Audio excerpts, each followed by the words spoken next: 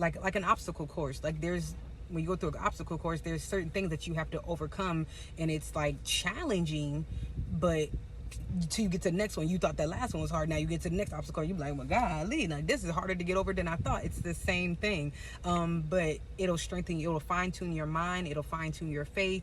It'll fine tune your ability to believe that you can do it. Because I'm talking about the obstacle course, but in the biblical sense is that because God's going to see us through every situation.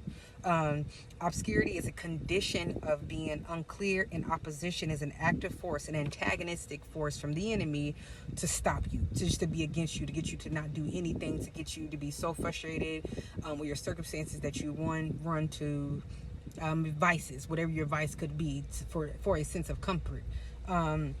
So then, like I said, the Lord speaks to me in many words. So he gave me connected to the vine, which of course we know that's John 15:1. I am the vine, you are the branches. Remain in me and I in you, and you will bear much fruit. Apart from me, you can do nothing.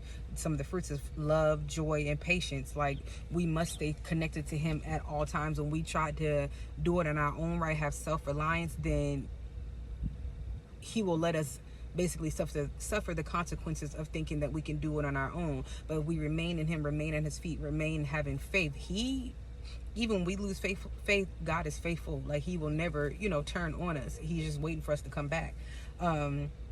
So he gave me the word lifeline, and he gave me this word these words a couple of days ago. And every time I asked, like, Lord, can I release the word, something would happen. And now I know it, because he was like, I'm not done giving you the word. So lifeline, a lifeline is a thing on which someone or something depends on, which provides a means of escape, from a difficult situation, success, or survival, which is in Hebrews 6:19, which is really basically about the epitome of hope.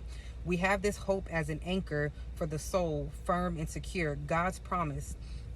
And it talks about in Hebrews God's promise. So two things with God's promises. One, it's impossible for God to lie. And he says in his word that we usually swear by something above us. God can't swear above anything but him, because he is the highest power. Yeah. And it's the certainty of God's promise. God did this so that by two unchangeable things, in which it is impossible to God to lie, and we who have fled to take hold of the hope set before us may be greatly encouraged. We have this hope as an anchor for the soul, firm and secure. It enters the inner sanctuary behind the curtain, where our forerunner, Jesus Christ, has entered on our behalf. He has become a high priest forever in the order of Melchizedek. Hope I said that right. So Melchizedek in chapter 7, it goes on to talk about Melchizedek was a priest, and Melchizedek means king of righteousness, and then also king of Salem means king of peace. This was a priest back in the day that had extreme high notoriety, where Abraham would give his